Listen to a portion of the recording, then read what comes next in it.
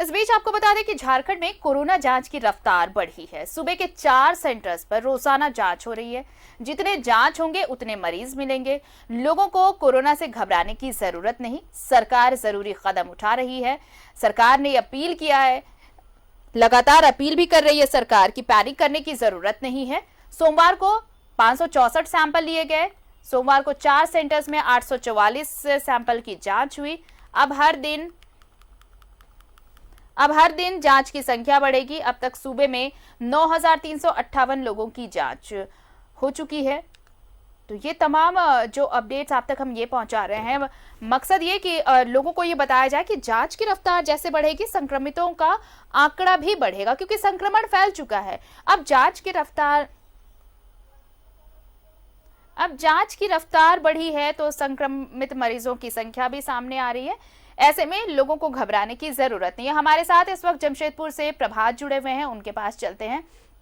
प्रभात, देखिए, very first day से ये बात चली आ रही है, सरकार भी ये कह रही है कि जितने टेस्ट होंगे, जितने सैंपल्स लिए जाएंगे और जो रिपोर्ट्स आएंगे, उसी आधार पर तय हो पाएगा कि संक्रमण कितना फैला है और इसकी रफ्तार क्या है। और यही बात सरकार ने आज भी कही है कि जांच की रफ्तार बढ़ा दी गई है और इसलिए संक्रमित मरीजों की संख्या बढ़ रही है। इसलिए पैनिक होने की जरूरत नहीं है, जरूरत है एहतियात बरतने की। बिल्कुल आरती, देखिए, शुरू के दिनों में जिस तरीके से कहा जा रहा था कि जो टेस्टिंग किट है उसकी कमी कहीं ना कहीं थी, लेकिन केंद्र सरकार के द्वारा कुछ किट भेजे गए थे। जो अब जो टेस्ट की रफ्तार में ज़रूर है वृद्धि हुई है। जो चारों सेंटर है, जमशेदपुर, धनबाद, रांची, अगर हम बोले तो चारों सेंटर में टेस्ट की रफ्तार बढ़ी है। और निश्चित है टेस्ट की रफ्तार बढ़ेगी तो निश्चित है केसेस भी बढ़ेंगे, क्योंकि बहुत दिनों से ऐसा देखा जा रहा था कि टेस्ट की जो रफ्तार थी वो धीरे थी। जो उसके जो टेस्टिंग के टाइमिंग है, एक सैंपल टेस्ट करने में 4 घंटे का वक्त लगता है, निश्चित है। लेकिन अब धीरे धीरे टेस्ट का दायरा बढ़ गया, टेस्ट काफ़ी हो रहे हैं, तो निश्चित है अब आने वाले दिनों में और भी केसेस सामने आएंगे। हालांकि अब तक अगर हम ये कहें कि रांची ही सबसे ज़्यादा रहा, रांची और बोकारो में। हालांकि हर जिले में अब तो करीब करीब रांची, झारखंड के हर जिले को छूता हुआ नजर आ रहा कोरोना से पॉजिटिव लोगों की। लेकिन कोल्हान में बात करेंगे, कोल्हान में अब तक नेगेटिव ही है, लेकिन अब कल से इसकी टेस्ट की रफ्तार बढ़ी है। निश्चित है कि टेस्ट की रफ्तार बढ़ने से जो क्वारंटीन सेंटर में जो लोग फंसे हुए हैं, चाहे और भी जो लोग को रखा गया है आइसोलेशन वार्ड में, या फिर जो टेस्ट की जो इंतज़ार कर रहे हैं कि हमारा भी टेस्ट होगा, तो निश्चित टेस्ट होंगे तो केसेस सामने ज़रूर आएंगे। और जो केसेस आ रहे हैं उसमें ये कह सकते हैं कि अब तक तो जमशेदपुर में नेगेटिव ही आए हैं, लेकिन बहुत से संदिग्ध मरीज हैं जिनका इलाज अभी भी MGM अस्पताल में या TMH में चल रहा है और वो ठीक होकर भी जा रहे हैं। हालांकि उसमें पॉजिटिव की कोई गुंजाइश नहीं है, पॉजिटिव नहीं है, लेकिन फिर भी संदिग्ध मरीजों का जो प्रॉपर इलाज हो रहा है और वो ठीक होके जा रहे हैं। और इससे डरने की ज़रूरत नहीं, जैसे कहा कि डरने की ज़रूरत नहीं, इससे लड़ने की ज़रूरत है। और इससे जितना ज़्यादा आप बचेंगे, जितना ज़्यादा आप घरों में रहेंगे, उतना ज़्यादा आप सुरक्षित रहेंगे, उतने ज़्यादा अपने को, अपने परिवार को, अपने समाज को सुरक्षित रहेंगे। इसलिए कहा जा रहा है कि जितना ज़्यादा आप सोशल डिस्टेंसिंग बना के रखें। अगर कहीं जाना अगर बहुत ज़रूरी है तभी घर से निकले, नहीं तो घर से नहीं निकले, घर पर ही रहें। जितना ज़्यादा आप घर पे रहेंगे उतना सुरक्षित रहेंगे। निश्चित है रांची के अगर हम कहें तो रांची में बहुत सारे सेंटर में ऐसे हैं जहां चौक जो जगह है वहां पर अब इसका दायरा बढ़ गया है और अब तो CRPF के हवाले कर दिया गया है। निश्चित है ये चीज़ को प्रशासन के द्वारा, जो चाहे राज्य के द्वारा पहले कर देते थे। अगर हिंदपीढ़ी में शुरू के दिनों में जो 72 घंटे का कर्फ्यू लगाया था, उसी समय अगर इस तरीके से लॉकडाउन कर दिया रहता, पूरी तरह बंद कर दी गई रहती, तो निश्चित है ये हिंदपीढ़ी से निकलकर रांची के और इलाकों में नहीं पहुँचता। लेकिन अब टेस्टेड बढ़ रहे हैं, जो टेस्ट किट आ गई है तो टेस्ट बढ़ रहे हैं, तो निश्चित है कि केसेस भी उस क्षेत्र में आएंगे। लेकिन अब तक हम ये कहेंगे तो कोल्हान महफूज है और हमको लगता है कि आगे भी महफूज रहेगा। जिस तरीके से जिला प्रशासन की जितनी कड़ाई है, जितनी सख्ती है, लोगों को सख्ती से घर में रहने के लिए बोला जा रहा है, लेकिन कहीं कहीं यहाँ भी जमशेदपुर में भी देखा जा रहा है, कुछ क्षेत्रों में ऐसे भी हैं लोग उसको बड़ी आसानी से ले रहे हैं और घर से निकल जा रहे हैं ये सोच के कि हमें तो यहाँ जमशेदपुर में या कोल्हान में नहीं है तो हमको ऐसा कुछ नहीं होगा। लेकिन कोई जानता नहीं है कि किसको कोरोना। बिल्कुल, और इसलिए ये बार बार कहा जा रहा था कि जैसे जैसे जांच की रफ्तार बढ़ेगी और तब मामले सामने आएंगे। और अब देखिए, अब जब जांच की रफ्तार बढ़ी है तो रोजाना नए मामले भी सामने आ रहे हैं। बने रहिए हमारे साथ प्रभात, हम आपसे और भी चर्चा करेंगे। फिलहाल आपको धनबाद की खबर बता दें कि कोयलांचल धनबाद के कोविड-19 सेंट्रल अस्पताल में अद्भुत नजारा देखने को मिला, जब कोरोना की जंग जीतकर दोनों कोरोना मरीज को धनबाद जिला प्रशासन और चिकित्सकों द्वारा अस्पताल से विदाई दी गई। तालियों की गड़गड़ाहट के साथ दोनों को सेंट्रल हॉस्पिटल से विदा किया गया। धनबाद उपायुक्त अमित कुमार खुद उन्हें विदा बधाई देने के दौरान मौके पर मौजूद रहे। विधायक राज सिन्हा, बीसीसीएल सीएमडी पीएम प्रसाद, धनबाद सिविल सर्जन गोपाल दास और सेंट्रल हॉस्पिटल और पीएमसीएच के चिकित्सकों ने ताली बजाकर उन दोनों के स्वास्थ्य की कुशल कामना की। दोनों कोरोना वायरस के जंग जीतने वाले शख्स को फलों की टोकरी और मास्क उपहार में दिए गए। जितने भी वासी हैं बाहुपुरी के भी, जितने लोगों को मेरे वजह से परेशानी हुई है उनसे मैं माफ़ी मांगना चाहता हूं, और हो सके तो अपना बच्चा भाई जो भी समझ के माफ़ कर दें। और मैं आप लोगों से बस यही गुजारिश करूंगा कि सब अपने अपने घर में रहें, सरकार का जो नियम है उसको उल्लंघन ना करें, सब उसको फॉलो करें। और इस वक्त हमारे साथ धनबाद से अभिषेक भी जुड़ चुके हैं, उनके पास चलते हैं। देखिए अभिषेक, एक तरफ तो संक्रमित मरीजों की संख्या लगातार बढ़ रही है, उस पर तो चर्चा हो रही है, लेकिन ये जो एक तस्वीर आई, ये एक बहुत ही सुखद तस्वीर और राहत देने वाली तस्वीर कि, और यही सरकार कह रही है कि कोरोना से जंग अगर हम लड़ रहे हैं तो इससे पैनिक करने की जरूरत नहीं है। देखिए धनबाद के दोनों मरीजों ने ये जंग जीत ली है, और जब वो हॉस्पिटल से डिस्चार्ज हो रहे थे तो किस तरह से पूरा जिला प्रशासन मौजूद था उनकी हौसला अफजाई के लिए, तालियों की गड़गड़ाहट के बीच उन्हें अस्पताल से विदा किया गया। तो ये एक मैसेज है उन लोगों के लिए जो डर में जी रहे हैं, जो दहशत में हैं और जो अब तक एहतियात नहीं बरत रहे हैं। इस पूरी तस्वीर को उन्हें जरूर देखनी चाहिए। जी बिल्कुल सही कहा आरती, ये बहुत सुखद तस्वीर और धनबाद के लिए तो सबसे अच्छी तस्वीर कह सकते हैं, क्योंकि कल ही जब शाम में उस दोनों मरीज की विदाई दी जा रही थी तो इनफैक्ट धनबाद के पूरा जिला प्रशासन वहां मौजूद था। बीसीसीएल सीएमडी, धनबाद के विधायक राज सिन्हा, धनबाद उपायुक्त सीएस, सभी लोग मौजूद थे और उसकी विदाई जो है तालियों की गड़गड़ाहट के साथ दी गई, उपहार देकर दी गई।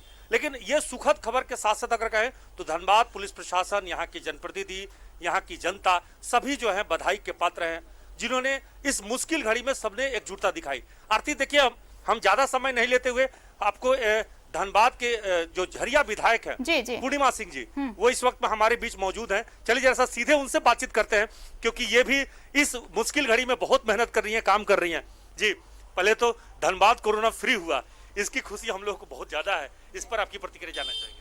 जी एक बहुत ही सुखद समाचार रहा है। सब बहुत दुखी हो गए थे क्योंकि धनबाद की आबादी काफ़ी है, काफ़ी घनत्व वाला क्षेत्र है यहाँ पे जगह जगह पे, और जब दो केसेस, पहला केस आया तो काफ़ी लोग डर गए थे यहाँ पर, उसके लगातार कुछ दिन बाद दूसरा केस आ गया तो काफ़ी डर था लोगों में, लेकिन लोगों ने काफ़ी सतर्कता बरती और यहाँ पर लगातार जो है जनप्रतिनिधियों ने, सभी ने प्रयास किया, प्रशासन ने प्रयास किया लोगों को जागरूक करने का, और आज उसका नतीजा है कि आज हम जो है ग्रीन जोन में फिर से हैं।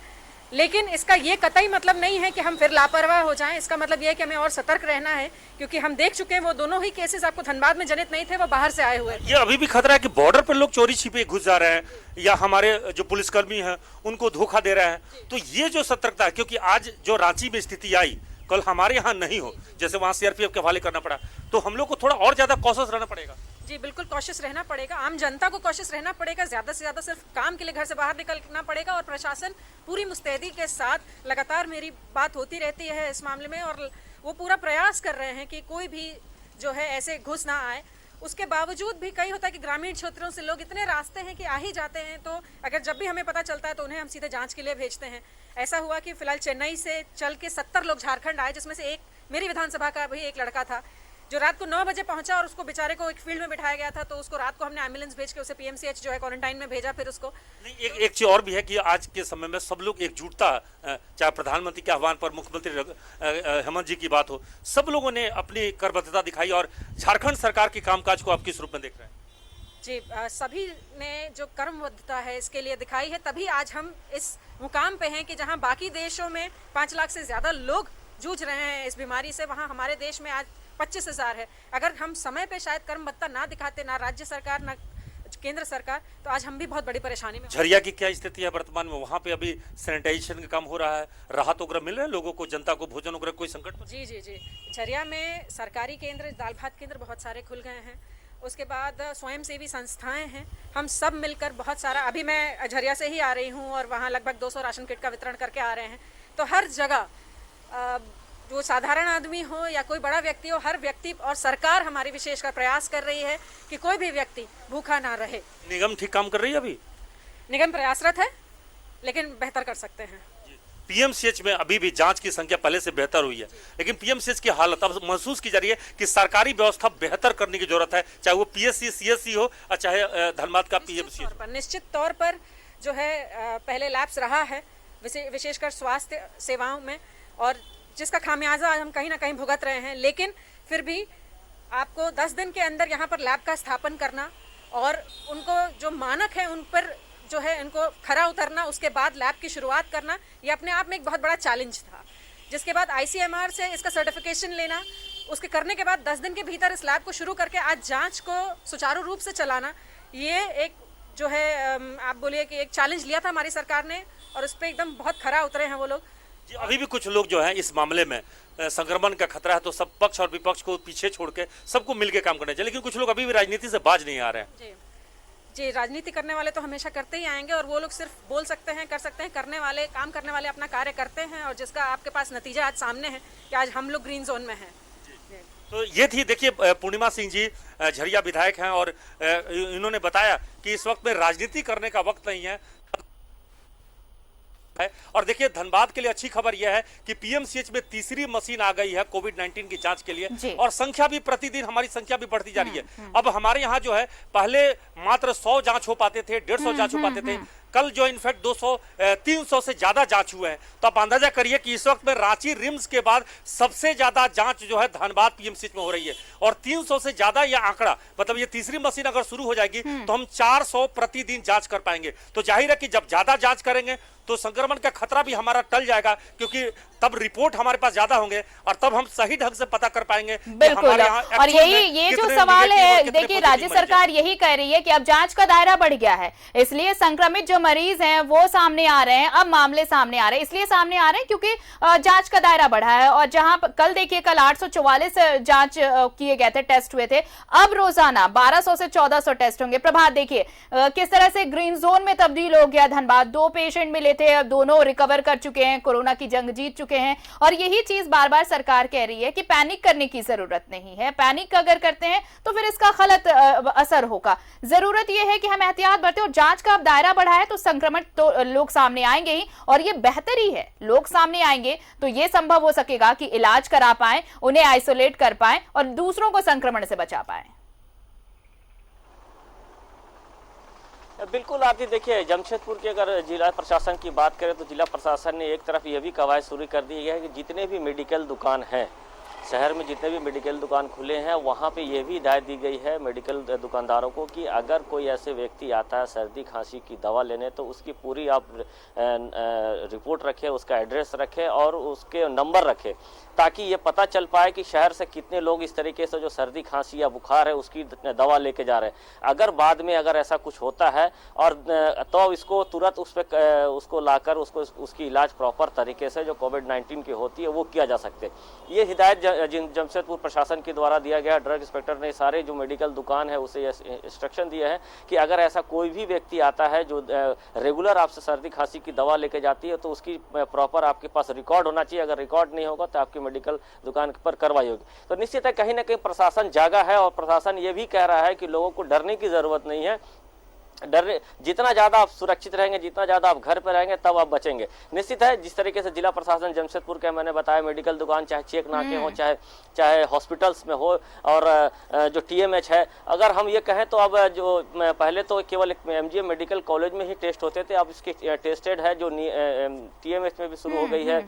एमजीएम में एक और मशीन काम करना शुरू कर दिया है, 3 मशीन काम कर रहे हैं। निश्चित है टेस्ट जो बढ़ेंगे तो पॉजिटिव केस या नेगेटिव का जब टेस्ट होने के बाद ही पता चलेगा। लेकिन जिस तरीके से रांची की आपने बात कही कि जैसे जैसे टेस्ट का दायरा बढ़ गया वैसे वैसे पॉजिटिव आ रहे हैं, निश्चित है टेस्ट का दायरा बढ़ेगा, ज़्यादा से जल्दी अगर टेस्ट होंगे तो लोगों को जो संक्रमण है वो पता चल पाएगा और सही से उसका इलाज हो पाएगा। अगर लेट से पता चलता है, बहुत से ऐसे केसेस में देखा गया है कि वो अब तो सिम्टम भी बहुत देर से आता है। पहले होते थे कि सर्दी खांसी हुआ तो आदमी को लगा तो होता, लेकिन आजकल सिम्टम भी आजकल नहीं पता चल पा रहा और बाद में जाके पता चलता है सिम्टम। तो ये कह सकते हैं कि लोगों को जागने की जरूरत है, सजग रहने की जरूरत है, अपने आप को बचाने की जरूरत है और लॉकडाउन का जो पालन करना ही सबसे बड़ी ये बात है। लॉकडाउन का पालन करेंगे, जो गाइडलाइन सरकार ने जारी की है लॉकडाउन को लेकर, वो पालन करना, उसे फॉलो करना बहुत जरूरी है। सोशल डिस्टेंसिंग बहुत जरूरी है। तमाम जानकारी के लिए, हमारे साथ जुड़ने के लिए आप दोनों का बहुत बहुत शुक्रिया, अभिषेक और प्रभात। तो देखिए, जांच का दायरा बढ़ेगा तो लोग जो संक्रमित हैं वो सामने आ पाएंगे, और जब संक्रमित मरीज सामने आ पाएंगे तो बाकी जो संक्रमित नहीं है उन्हें बचाना आसान हो पाएगा। और सरकार यही कह रही है कि अब जब 844 टेस्ट कल हुए थे, तो अब रोजाना 1200 से 1400 टेस्ट होंगे, और जब जांच का दायरा बढ़ेगा तो इस तरह के मामले सामने आएंगे ही। लेकिन इससे पैनिक करने की जरूरत नहीं है। एहतियात बरतिए, सोशल डिस्टेंस फॉलो करिए। सब हर हालात से निपटने के लिए सरकार पूरी तरह तैयार है।